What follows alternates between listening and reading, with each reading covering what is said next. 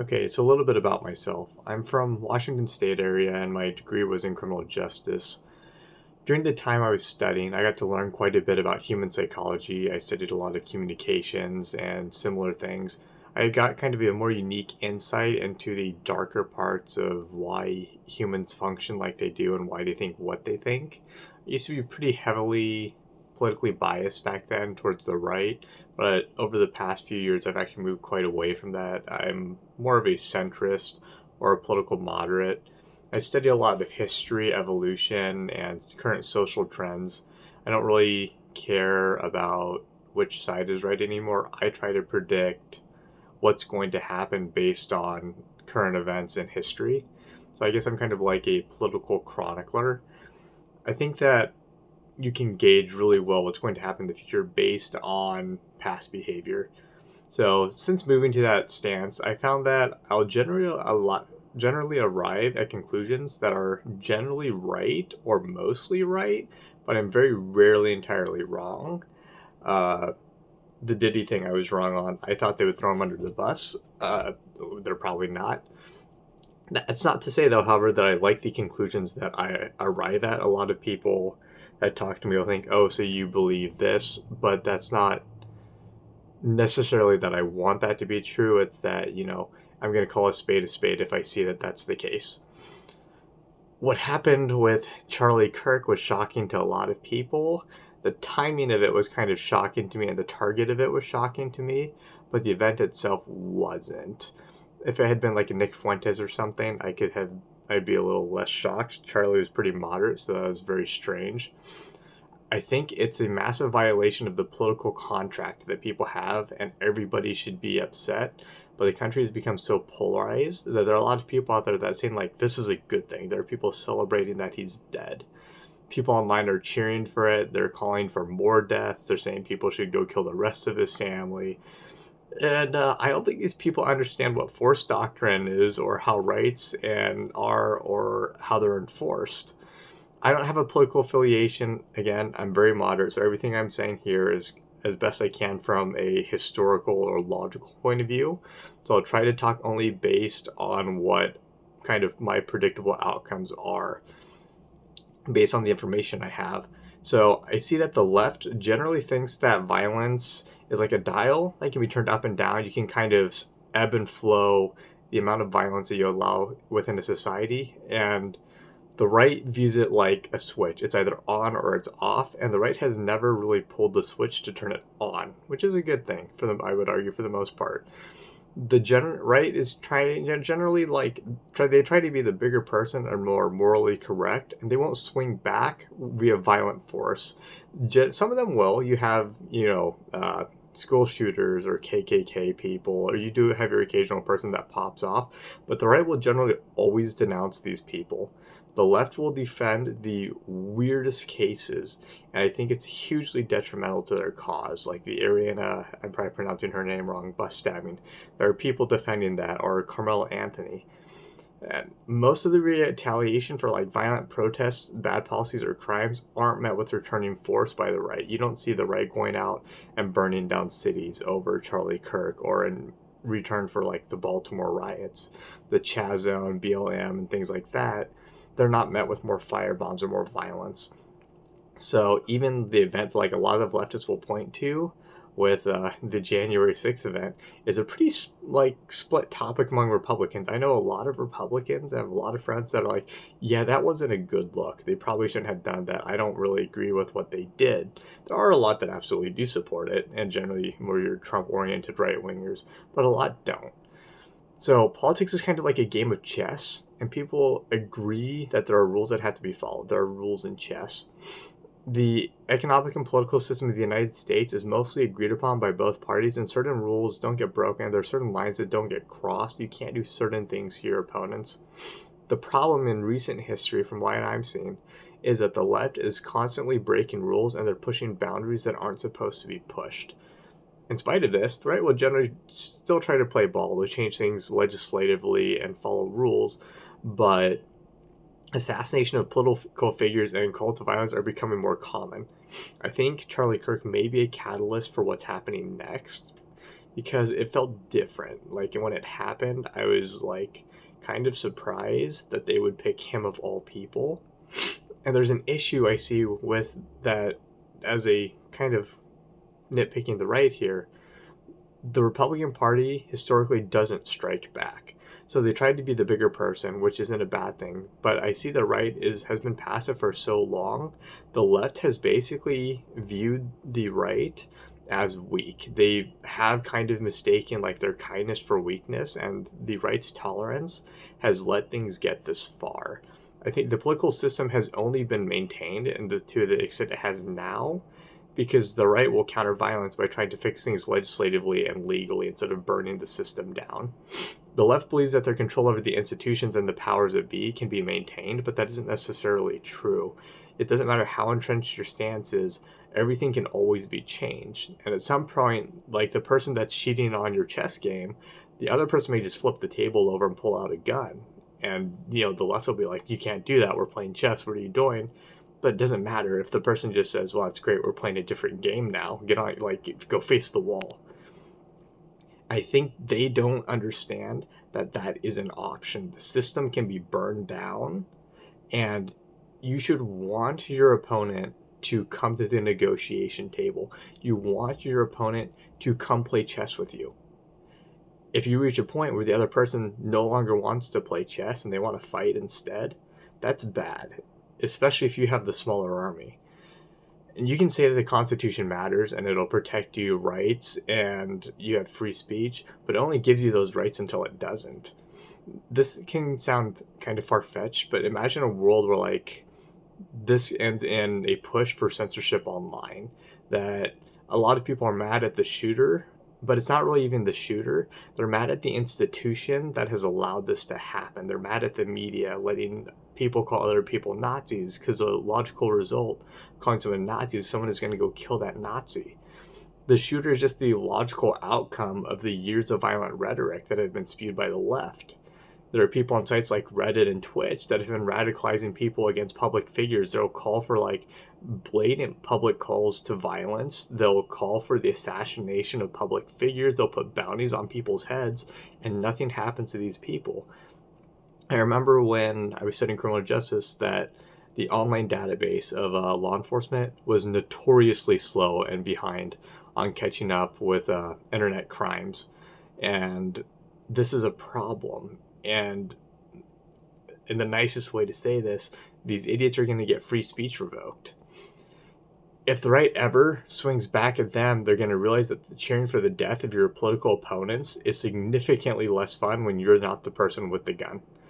And when you're staring down the barrel, it's going to be really bad. And the same lack of empathy that you've had for people on the right dying, the right will have the same response when you're the one that's standing in a ditch begging for your life. And the left has been devaluing terms like Nazi, fascist, racist, sexist, and we've all seen this become these have become less powerful terms. And they'll use them on purpose against people who they know aren't these things, and they'll use them to ostracize people. But the group of people now that are ostracized is larger than the in crowd.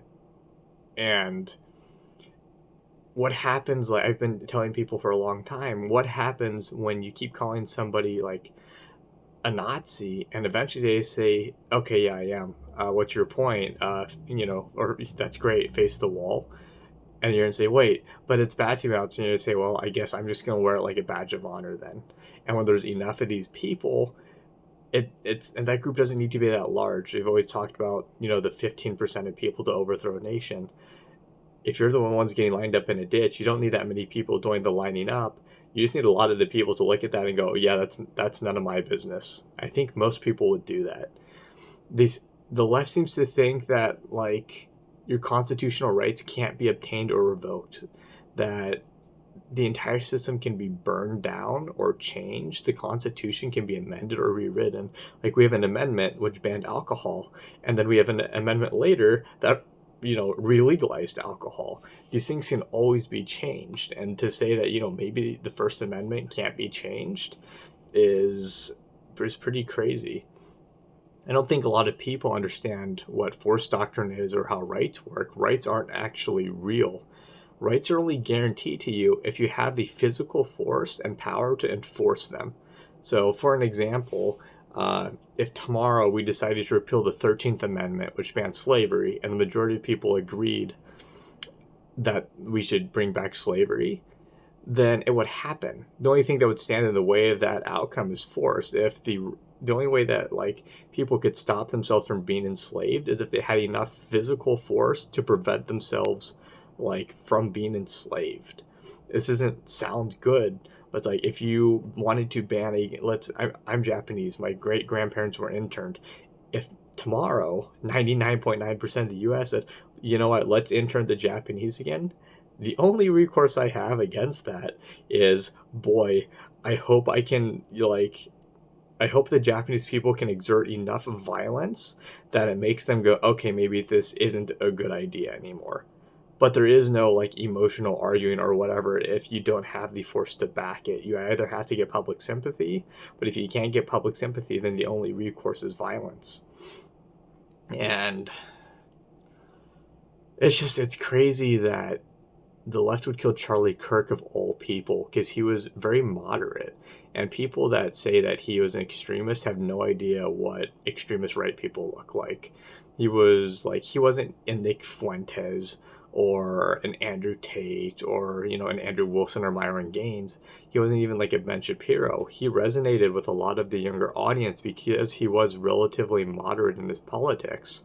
And if you think that he wasn't moderate, there are people that would rather just kill all of the transgender people, or put them in institutions.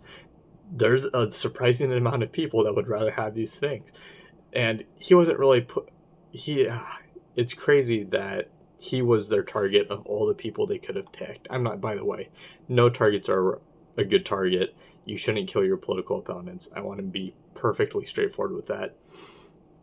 Charlie always came to debate with an open mind, and he would see his opponents and listen to their arguments. It's kind of one of his trademarks or staples of debate to mention if his opponent would bring up a good point. He would often cede political topics or say, hey, that's a great question.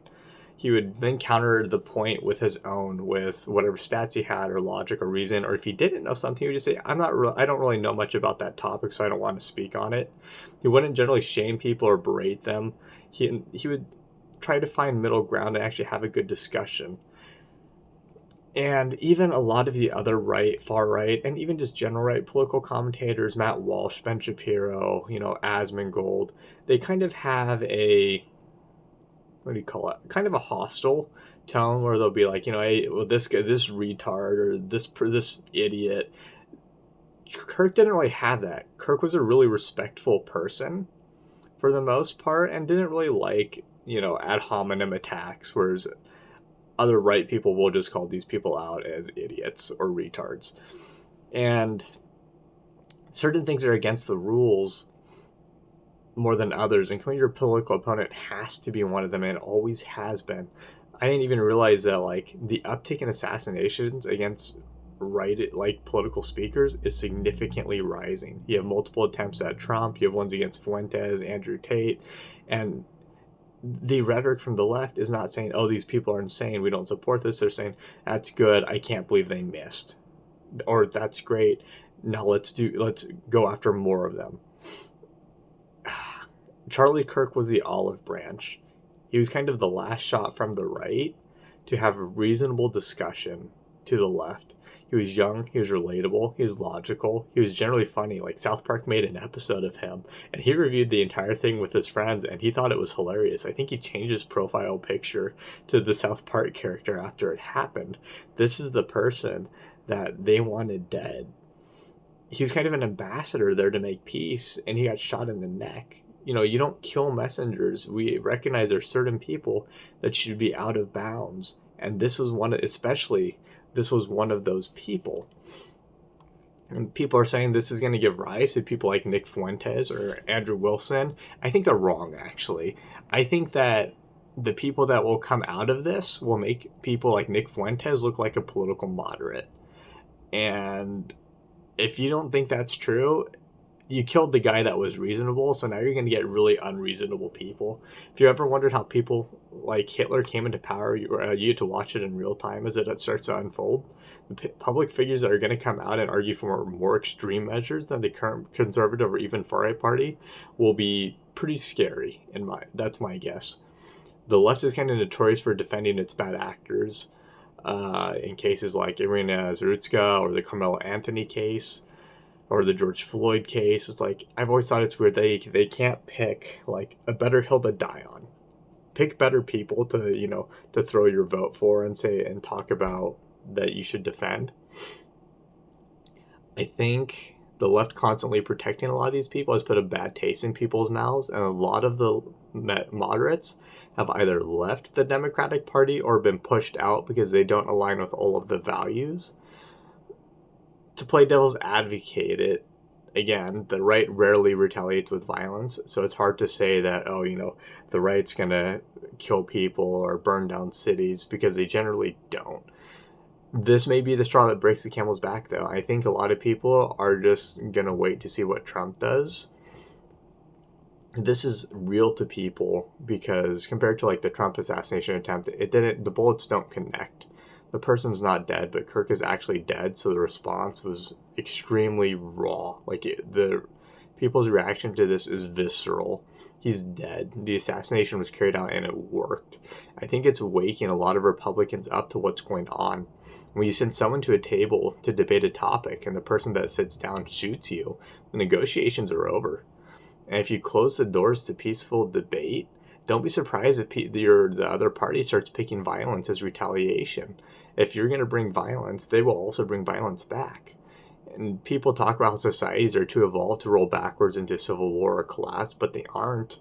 You imagine a world right now, we know this didn't happen, but like if we just had the Catholic school shooting and the Iranda shooting on the bus and the Charlie Kirk shooting, imagine if all three of those people were transgender. What do you think the right would be willing to do in terms of civil rights to transgender people? I don't think there would be a lot that would be off the table. You could see them being incarcerated or just being further banned entirely. And I don't think it's very far-fetched. The lines are getting drawn and violence has been placed as a chip on the table.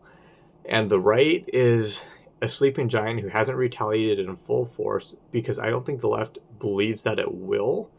The left doesn't even understand the danger they're in because it's been kicking this dog for so long that's never bit it that they think it won't bite it. But the problem is that force again is disproportionate. The person kicking the dog is like a 4-year-old and the dog is a Rottweiler. If the Rottweiler ever chooses to fight back, it's not going to be proportional. It's going to be awful.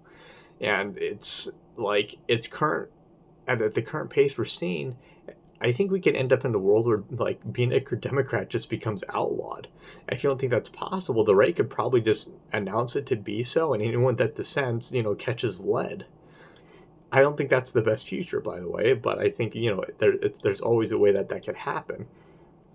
Social strategies are powerful tools, but if that system collapses and bullets start flying, everybody falls in line, basically. If you look at the history of everything, we could take something where your life isn't at stake, like the transgender movement at its peak in like the early 2020s. How many people on the right really just kind of fell in line and at least didn't speak against it, right? They may not have been publicly speaking against the transgender movement, but they weren't like for it. They just, the goal is to kind of just fly under the radar. A lot of these people that really dissented in private weren't looking to lose their jobs publicly. I think that's how, throughout most of history, that's what your goal is when these things happen. The bulk of people are just trying to get by. During World War II with the Nazi Party, most people weren't Nazis. A lot of these people just weren't going to say anything because you're not trying to catch a bullet either. So if you think that when bullets start actually flying in the US, if that happens, that people are going to go out and say, I'm going to be a martyr, I think you're crazy. I don't think that historically happens. You look at people like Martin Luther King. He was a person that would stand in the way of bullets, but he also caught a bullet in doing so. Think back to the civil rights movement. How many other people do we know besides Martin Luther King? Well, not many. That's because he was a 1 in a 50 million person. So I don't think most people are going to do that. And the left has to pray that the right doesn't become violent, because if it does, the left is going to lose a lot more than a few of the rights. They're going to cede a lot more ground than they're going to want to. The right should also hope it doesn't become violent, because the right is created out of a lot of sub factions. So a lot of the revenge appeal or the revenge fantasy, I think really the right has to be careful about, because the Republican Party is built of a lot of factions, and even the Republican Party of today is not the same as the one from the early 2000s. And if you're like, hold on, well, they are. It's like, well, the U.S. now, the rhinos are pretty unpopular. The U.S. is not a very big pro-Middle Eastern. We don't like the war machine. A lot of the younger generation doesn't like the war machine. They're more neutral. They're more pro-abortion. And they're not really the Bible thumper generation anymore. If you think of the traditional Bible beater generation, the people of the Republican Party today are really not that. I think the death of Charlie Kirk is really resonating with Republicans, and a lot of them are looking for heads. A lot of people in the Republican Party, and especially among the smaller groups, are looking for some blood. What's going to happen, at least my prediction, will be that they're waiting on Donald Trump's response. They're not going to do anything. They're not really going to go out and start just murdering people. Gosh, I hope they don't. I haven't seen that so far. They're going to wait to see what Donald Trump says. The death penalty is probably on the table. I know they're going to push for that, but I don't know if that's going to be enough. Again, because it's not the shooter. The shooter is a symptom of the problem. The right isn't looking for just this person to hang. They're looking for many other people to hang with him. I can imagine a world where like the media gets overhauled and we see censorship of social sites or Real ID on the internet. So if you're saying something like, hey, someone should go put a bullet in like a senator's head, the FBI should be paying you a visit, right? You get 90 days in jail, say congratulations, don't do that again. This is potential slippery slope, but again, you could argue the slippery slope is what got us here. If you remove logic and reasoning from the bargaining table, don't be surprised when the other party starts bringing unreasonable responses as their answer.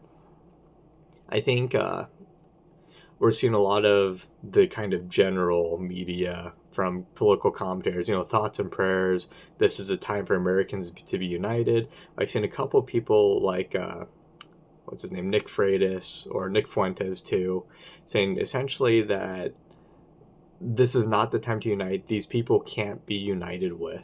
I think this actually goes both ways. For a lot of these people on the right, they look at the left and go, there is no middle ground with these people. And a lot of people on the left kind of look at the right this way clearly now and are saying, there is no middle ground with these people. We're going to kill them. These two groups are coming to a reality that is so different. It's almost like they're different species. And it's like you're asking wolves and sheep to get along with each other, or like territorial species just to cede ground that they're not going to. There is no world where the fox and the rabbit are shoved into a cage and one doesn't kill the other.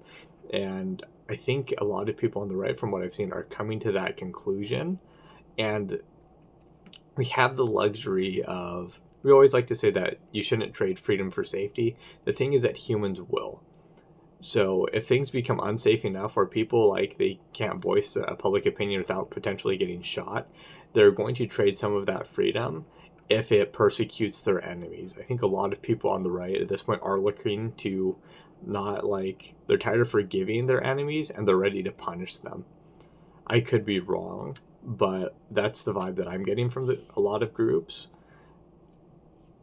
I'm a moderate. I have self-preservation over all things. If someone knocks on my door, it's a bunch of Republicans with guns, and they say, what's your political affiliation? I say, I'm kind of an independent moderate. And they put a gun in my face and say, well, you're a Republican now.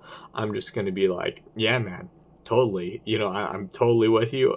Please don't kill me or my family. And I think that's how a lot of people be, especially because the U.S. is a relatively lucrative country still. It's not like we're talking about upheaval like Mao's regime where you're going to starve to death.